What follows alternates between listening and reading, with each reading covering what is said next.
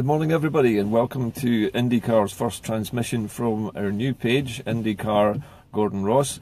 I'm Gordon Ross, as most of you already know, and IndyCar is about getting the truth out there to people who are, we hope, going to vote for independence in the second referendum. My job here in the IndyCar is to try and broadcast as much truth as possible and to encourage other people to do the same.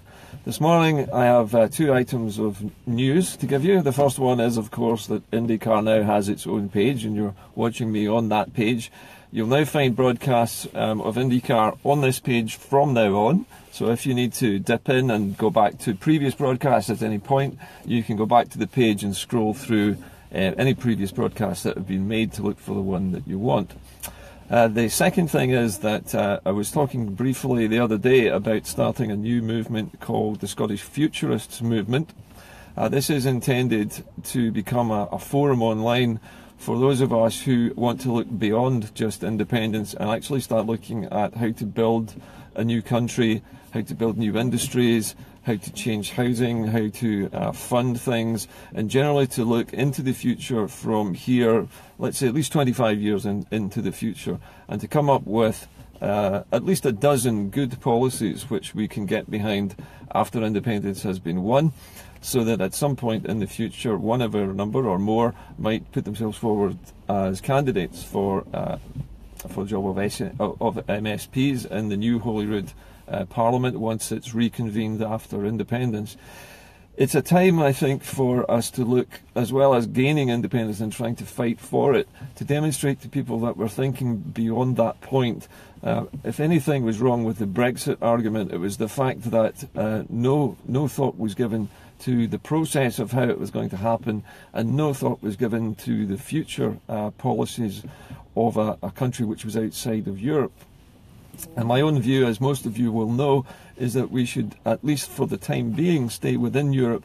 And as we fight for independence, I think it's important that we have a safe haven from which to begin. And I think, personally, and this is just my own view, that staying within Europe, at least in the short to medium term, would be a safe starting position for a new country. So my broadcast today is about that, and about the fact that I would like people to come on to IndyCar and comment and suggest things for me to broadcast. The main problem I see at the moment, and I'm sure the rest of you have been depressed by this, is the constant drip feed of bad news from the British media, which of course is controlled mainly by Tory donors and Tory sympathisers. This drip feed of Scotland not doing well, oil being worthless, Scotland having a black hole in its economy, having a deficit, all of these things. And the most recent affront in my mind, and the most obvious manipulation of a poll that I've ever seen, was this nonsensical article, a nonsensical piece in Channel 4, I think it was, who created a poll which said that Theresa May and Ruth Davidson were more popular in Scotland than Nicola Sturgeon. Now, most of us, I know we all support Nicola Sturgeon, find this hard to believe. At the very least, I would have expected Nicola Sturgeon to be at least as popular as Theresa May. Theresa May is popular among some sectors of the Scottish public because she's perceived to be dealing with a difficult situation as best she can and trying to make the best of it. And I suppose that's true, actually, in some degree. She is trying to make the best of it. But it's not what we want, and it's not what the people of Scotland voted for. And in my mind, looking at the reality of life on the ground, I don't see people around Glasgow anywhere that I've spoken to saying to me that Theresa May is more popular than Nicola Sturgeon. And even if it were true, it's irrelevant. It's irrelevant because independence is not about Nicola Sturgeon. The media is wanting it to be about Nicola Sturgeon so they can rubbish her and by association rubbish independence. And that's exactly the tactic that they used against Alex Salmond. They made independence sound like it was all his fault and it was all Alex Salmond's idea and that Scotland wasn't behind it. We have to get the message out that there are tens of thousands, hundreds of thousands of activists for independence who are out there every day talking to people, both online and in person. And those of us who are prepared, like myself, to go a little bit further and do a broadcast each day to make sure that the truth is still getting out there, that Scotland is at the moment more than 50% in favour of a referendum and more than 50% in favour of independence. Anything that the media is telling you about independence being solely about what Nicola Sturgeon thinks is nonsense. Nicola Sturgeon's job as the leader of Scotland at the moment is to make sure that the referendum is conducted fairly. And to do that, she's going to have to be careful, because the last independence referendum, as we know, was not a safe result. There were a great deal of question marks over all sorts of different aspects of that particular vote. Most of the independence campaigners that I know were deeply suspicious, particularly of the postal vote, which showed a world record-breaking turnout of over 96%. It's unheard of in any vote in any country on the planet. And so it was so, it stood out like a sore thumb. It was very obvious that something had happened to the postal votes. We could never prove it, but they were sorted by an English company. At least some of them were in the north of England, an English company owned and partly directed by a Tory, senior Tory politician. So, next independence referendum, Nicola Sturgeon's going to have to be very cautious, careful about how the electoral rules are set out, to make sure that both Europeans, students, young people are not disenfranchised, particularly not the European settlers who've become Scots and stayed here. They must have a vote. At the same time, a number of people have been voicing their disquiet. They're unhappy about the fact that so many English settlers get a vote as well. But I think, to be fair to them, we have to give them the franchise. But that will be counteracted by the numbers of European voters. And also remember, a large number of English settlers are pro-Europe.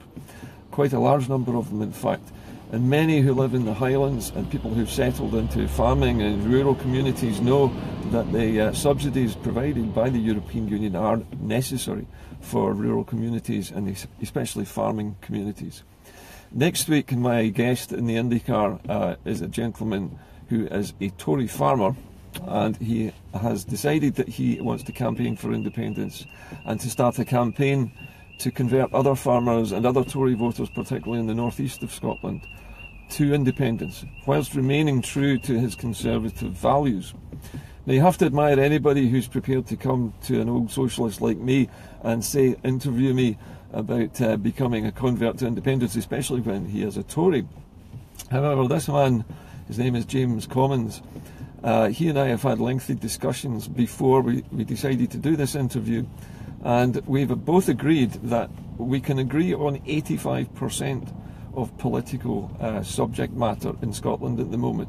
Now, if you think about that, that just leaves 15% that he and I disagree about, and we are happy to set that 15% that we disagree about, so that we can work together for independence. So there you have an old socialist like me, an old socialist green like me, wanting to work with a Tory who has been a Tory voter from a very young age and has never changed his opinions, and has now decided that it's time to cut the ties with London. He's very unhappy at the way particularly poor people and disabled people are being treated by the Conservative government at the moment. He's disgusted by some of the cuts and sanctions that have been applied to them. So I'll be interviewing James, I hope, at some point next week, because he's a farmer and he is a sheep farmer. He has to make sure that his lambing goes well, and so he needs to take some time to organise a little bit of cover in order to come to Glasgow to do the interview. But I hope you will all tune in when I announce the date of the interview and listen to what James has to say, and try and spread the word as well, because there are Conservative Party members and voters, even in Glasgow, who don't come online, who don't engage with us in debate, because I think they would be frightened of the kind of welcome that they would get. I feel it's time that we put aside the name calling and the polarity of two-party politics in this particular instance. It's time for all the parties in Scotland to campaign for independence, but also to stay in the European Union for the time being. Now, I say for the time being because I am largely ambivalent about how we trade with Europe, but I think it's vital that we keep trading with Europe and that we keep trade free and open, and that we keep the freedom of movement that's necessary to achieve that. What happens after independence will be decided by us, not by London, and therefore if we need to have another vote about how we trade with Europe and the various options for that, then we can do so. And so I would say to people who've said they're not going to vote for independence unless it involves Brexit as well, I would say be patient, because you will get your chance to speak on this matter and you will get a chance to vote on perhaps a variety of different trading options with Europe. They may not involve a full cutting of ties. They may involve a free trade agreement. They might involve a lesser type of membership. I don't know. That has yet to be decided. But I would say to everybody of all parties, Brexit or non-Brexit, Remainers or Leavers, it doesn't matter. The most important thing for us to do at the moment is unite in the cause of independence, ignore the drip feed of nonsense from the UK media, ignore the nonsense from Theresa May and her buddies down in London. Concentrate on getting the truth out there and making sure that people realise that there is fake news being manufactured to make Scotland seem weak. I'll be with you again probably tomorrow, but I look forward to speaking to you then.